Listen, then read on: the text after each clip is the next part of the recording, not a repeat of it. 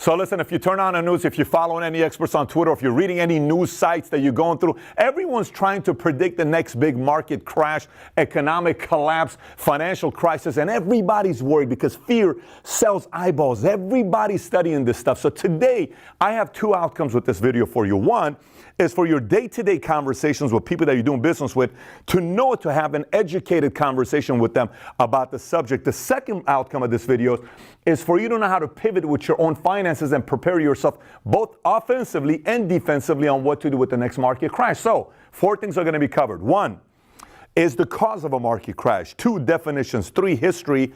And 4, how to prepare for the next market crash. By the way, before I get into explaining everything, one of the facts I'm going to share with you in this video that I want you to be thinking about and answer it and see if you can get the answer. Since 1926 till today, 1926 till today, that's roughly 90-something years of the market, 92 years of the market. How many years do you think market's been in the positive? Out of those 90-something years, 92 years, how many years has the market been in the positive? Like, I want you to say 22%, 43%, 68%. What do you think it is? I'm going to answer that in a few minutes before I get into it. So having said that, let's start off with definitions first. Number 1, everybody drops this word about crash, correction, bear market. What does it really mean? A market correction is when the market tanks by 10%. A bear market is 20%. And a crash is when the market tanks 35 to 60% that lasts 3 to 6 months. When that happens, that's a crash. So now, a lot of these words you hear about correction, bear market, crash, it's also, you're hearing a lot of people say recession, and some channels are even talking about depression. We need to always know the difference between recession and depression. Recession is when a market economic decline 6 straight months or higher. If it lasts for 6 months or higher, then we're in recession. A depression is when the market is in recession for 2+ years and the GDP of the country drops by 10%. When that happens, we're experiencing a depression. So if anybody drops that word, you got to be able to say, wait a minute, depression is, we're talking about 2 years and we're talking 10% GDP. That's very unlikely. I'll give you the history of what that really means when it comes down to the numbers. But the part that you really have to worry about, and this is the part that no expert can explain to you on what could happen, is the one word you hear. It's called black swan. People will say, oh, we may have a black swan. A black swan may happen. A black swan may... This word's being dropped. So what is a black swan? A black swan is something difficult to predict with massive economic consequences. So we can't predict a black swan. A 9/11 could be a black swan. A thing that even if you watch the movie Big Short and they could be able to predict it based on all the negative loans that people weren't making the payments on their mortgage payment, that's not a black swan because that one the experts could predict. It's something we cannot predict. That's something we always have to worry about. That's not what this video is about. This video is about things that you and I can predict and things that we can watch and see trends and say, okay, I can kind of see what's going on here. I have to worry about these 3 things. I can't do anything about these 4 different things. So now that's definitions. So now that we've covered some of the terminology, whether what's a correction, bear market, a crash, a recession, a depression, a black swan, let's talk a little bit about history and facts so you can kind of get an idea about some of the trends that are taking place. Earlier, I asked you a question. Since 1926 till today, roughly 92 years, what percentage of the time the market's been on the up? What percentage of the time each given year has been on the up? What was your answer? I'm so curious. By the way, I would like you to post your answer below, comment before I even say it. And after I give you the answer, I want you to tell me if you're shell-shocked by the answer. Ready? Here's what the answer is. 74% of the time, the market's been up. 74% of the time, the market's been up. What does this mean to you? Listen, every one of these experts that write books, and once they write a book and they say 15 years from now, the market's going to collapse and it's going to be terrible. It's going to be Armageddon. That book sells for 15 years until people really realize that guy didn't know what he was talking about. And then there are people that say, the market's going to blow up the next 7 years and you should go in. A guy named Harry Dent wrote a book. Everybody was like, oh my gosh, we're going to be billionaires. Everybody's going to be a billionaire. Listen, if everyone's going to be a billionaire, that's an absolute hype that you shouldn't be paying attention to, right? If everyone's going to become millionaires or make a lot of money. It just doesn't work out that way, right? So here, 74%, which means what? No matter how bad things are, in the next 20 years, 15 years are going to be positive, give or take. If we do what we've done the last 92 years, that's something for you to be paying attention to. So let's go a little bit deeper. Let's look at a little bit of history. Every time we've had a recession, how long has it taken us to recover? How big has the drop been? And how long did it last? And last but not least, how much did the GDP of America actually drop off? Let's look at this. May of 1946, we had a recession. It lasted 36 months. The S&P dropped 30% during that 36 months. After the drop-off, 15 months it took us to recover, 15 months. And during that period, the GDP dropped roughly 1.7%. Remember, it has to drop by more than 10% to be a depression. Remember that? That doesn't count as a recession. That's why it's only a depression. August 1956, 15-month duration, market dropped 22, recovered 11 months. GDP, look at that, 3.7%. That's bigger GDP, even though it was smaller. December 61, duration only 6 months, minus 28. Recovery 14 months, 1.6%. 1966, duration 8, dropped 22, recovered 7 months, 0.6%. Roughly the same the next year. Let's come a little bit to now. Let's go 1990, 2000. July of 1990, 3 months, minus 20%. 5 months recovery, 1.4%. March of 2000, 31 months, minus 49%. 55 months to recover, 0.3%. Weird how the GDP didn't change. And in October of 2007, the most recent one we experienced, 17 months, minus 57%, 65 months to recover, and even that was 5.1% GDP, which, by the way, if you think about it, 5.1 is a very big number in today's economy. We almost got to a depression just 10 years ago, but we had to get above 10%. Do you kind of see what's going on here? Here's the point, though. When you look at these numbers, everybody looks and says, wow, but the market dropped, and what about this, and what about that? Here's one data to be thinking about. I don't want you to make an emotional decision. This is not an emotional, oh my gosh, better worry. From 1997 till today, 1997 till today, say roughly 4,000 days, each year is 365 days, times 11 years, from 1997 till today. If you would have taken your money out and would have missed on the 50 best days, from 1997 till today, your portfolio would have been 60% less if you would have missed out on the best 50 days. What does this mean? This is not necessarily a message to those above 55 years old because it has to do with your age and your risk tolerance. This has to do with the person that's watching this that's 29, 31 years old. You are not necessarily going to be that affected by a market crash if it were to happen on a 20-year period. Because if you miss those best days, you are in a way going to be affected by, your network's going to be affected by. So if you try too much to time it, it'll hit you. So in reality is, I'm sharing this with you to kind of get a better idea on how long it takes, what could happen, what are some of the trends, and worst case scenario, how bad has it been? Can I handle how bad it's been? If I can, I'm going to be okay based on my age. We'll talk a little bit about that in a minute here. Let's talk about now cause of crash. What causes the market to crash? Number one, fake money. What is fake money? We just keep having fake money, fake wealth, right? The next one, fake success. People are rich, but you know they're broke. It's a big difference. You know, people look like they have a lot of money. Let me tell you, like I remember we had a guy, he had 18 properties, and he had equity in all these properties. And he would go around telling everybody he's worth $15 million. And then the market tanked. He lost every penny of equity, short sale, everything he had to get rid of. He was trying to sell this property, this property, but at the peak when everything was looking good, he was, I'm worth $15 million, I'm worth $10 million. He wasn't. It was fake money. And the moment we had a crash, he lost it all, that went away. You have to be very careful with knowing the difference between fake money. Next one, market manipulation happens a lot. Some are done by the public. Some is done by, private, by the people. So some, you and I do it as investors, market manipulation, you try to do it. And the other one is that the government's doing, and we talk about that here in a minute. 4, geopolitical terror. 9/11 happens, we could experience something like that. When it happens, again, that's a black swan type of an event. It is geopolitical, but it is black swan because it's unpredictable and it's massive consequences. It could happen at any time. You can't control that.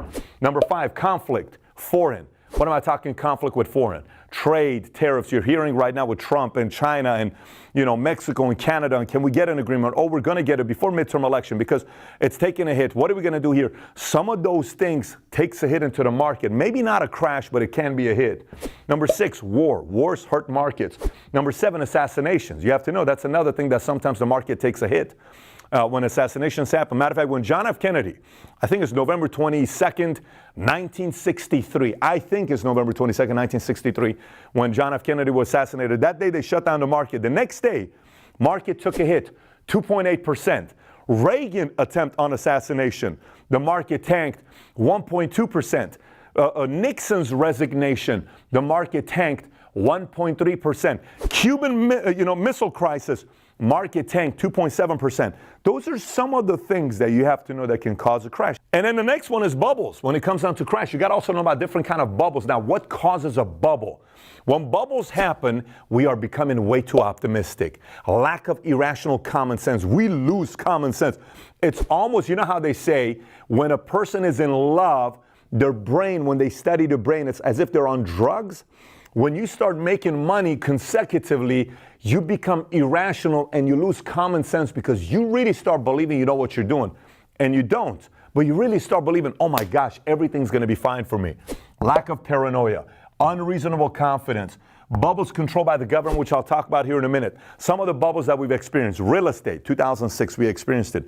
Bitcoin, a little bit earlier this year. Everybody thought they were going to become millionaires and billionaires with Bitcoin. We realized after all this Ethereum, Bitcoin, Bitcash, everything, Ripple, all these things that were taking place, we realized the technology is solid. We may be going to cryptocurrency. I don't know if Bitcoin's worth $50,000. I don't know if it's worth $100,000. Some people say still it is. I may be wrong. But a lot of what was happening with Bitcoins was signs of a bubble. Young people were excited. Everybody changed their profiles on their Twitter account. Cryptocurrency expert. You're 17 years old. Yeah, but I'm a cryptocurrency expert. All of these things are signs of what a bubble happens, right? IPO bubble. Back in the 90s, everybody was going public, raising money. Everybody was. Tech boom. Credit bubble. Oh my gosh, today, school loan, $1.4 trillion. If we start defaulting on that, it's going to be very interesting. Now, you got the debt bubble, which we experienced a little bit in '08.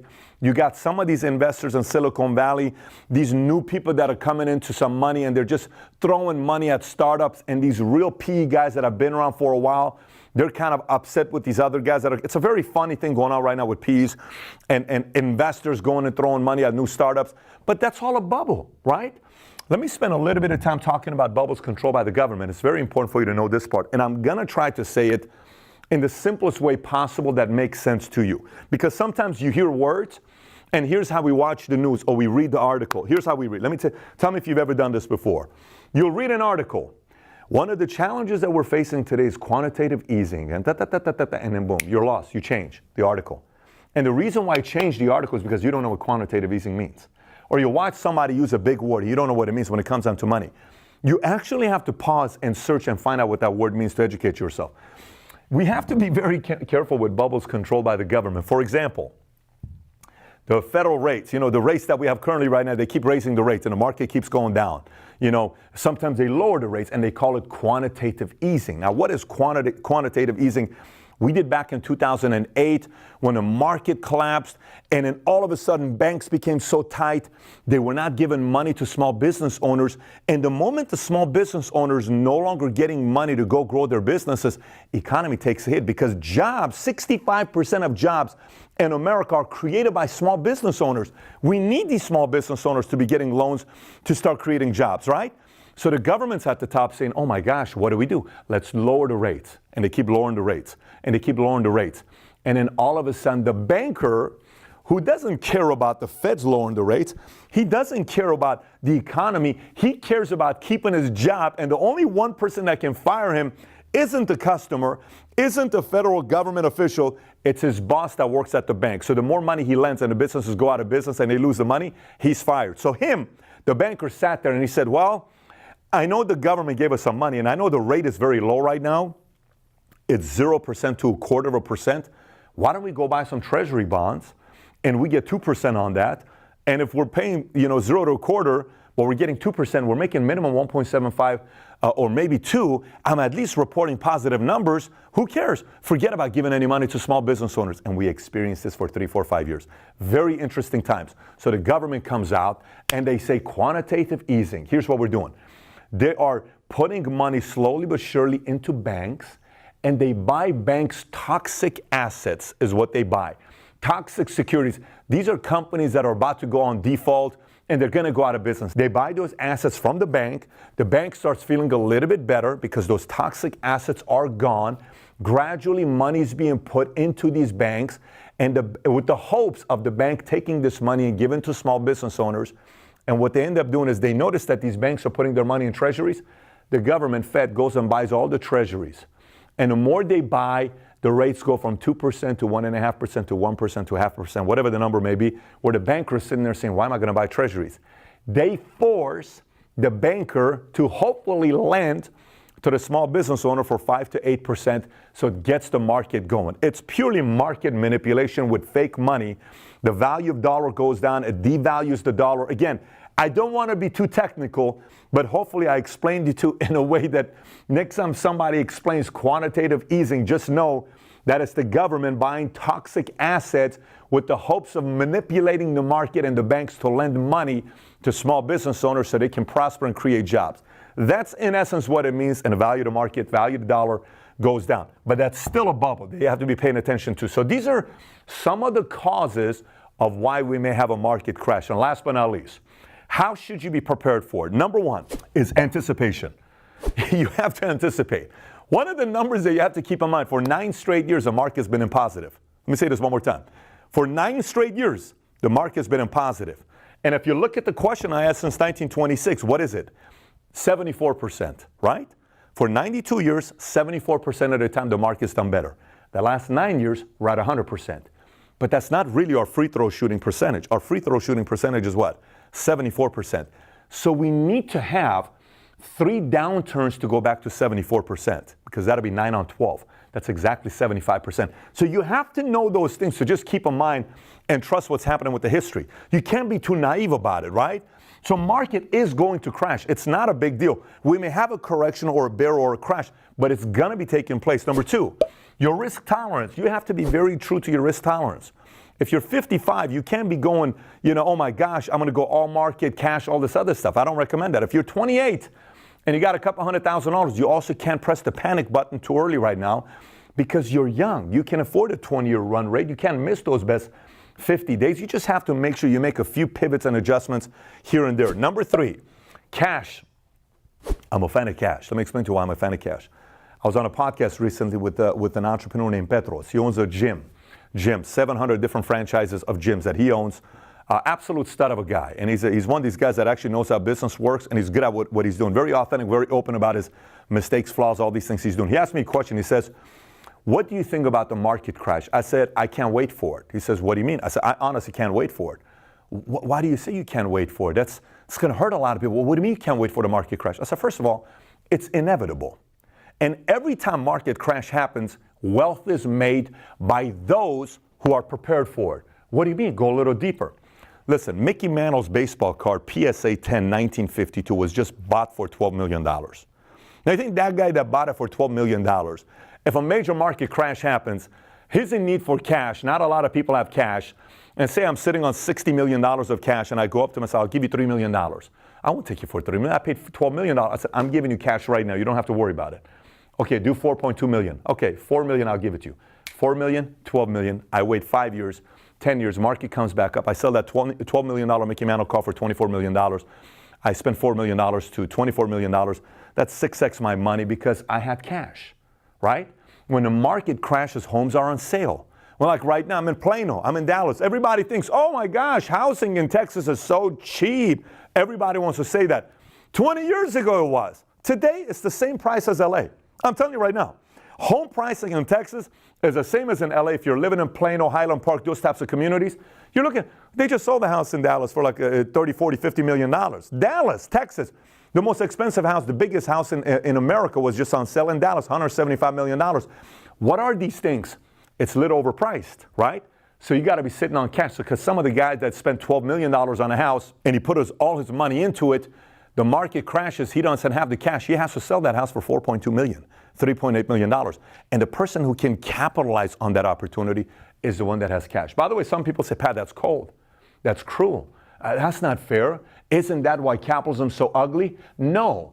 It's greed for the person that wasn't prepared for a market crash. That person deserves everything they get. It's greed, the fact that the person thought the market's always going to go up. 9 years straight we've been into positive. How are you not prepared for it? You became too irrational, too confident, too optimistic, lost paranoia. Your stomach got too big, so you start kind of paying attention to everything. The reason why I'm making this video is for you to be aware that when this happens, you need cash. And my recommendation is 15 to 25% cash. Not a lot of people agree with that number. I agree with that number. It's worked for me. Here's what I mean by it. You got $1 million right now in mutual funds, stocks, bonds, real estate. Just make sure you got somewhere between $150,000 to $250,000 in cash today that you're prepared for it. Pat, that's ludicrous. I know it is ludicrous. I'm just sharing with you my opinion. I may absolutely be wrong. I'm just sharing with you what I believe is a good positioning to be at a time where the market's been positive for 9 straight years. 9 straight years the market's been positive, while the market since 1926, 74% of the time is in a positive. You got to pay attention to those numbers. Let me give you another thing here for you to be thinking about. This is numbers here, okay? Maybe, O'Neill, we can make it bigger for them to see it. Today, the Dow Jones is at 25,720. That's what it closed at today, 25,720. The S&P 500 is at 2,723. 2,723. Can you tell me the last time Dow Jones was at 6,503 and the last time the S&P 500 was at 676? Again, 676, that's 4 times, more than 4 times less than what it is today. And the Dow Jones, nearly 4 times what it is today.